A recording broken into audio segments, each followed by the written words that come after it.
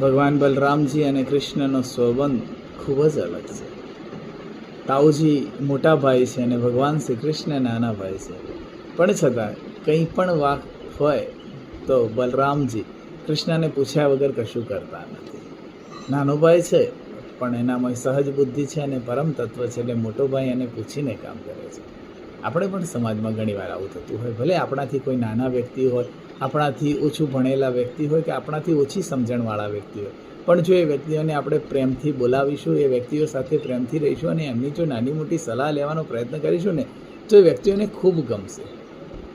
આપણે કેવું કરતા હોઈએ છીએ ખબર છે કે આપણે હંમેશા મોટા છીએ અને મોટે છોડતા નથી અને નાનાને હંમેશા નાનો જ સમજીએ છીએ. પણ ઘણીવાર કોઈ નાનો વ્યક્તિ પણ આપણને ખૂબ સારી સલાહ આપી શકે છે અને આપણને ક્યાંક ને ક્યાંક મદદરૂપ થઈ શકે છે. જોવાની વૃત્તિ તમારામાં હોવી જોઈએ. હરે કૃષ્ણ.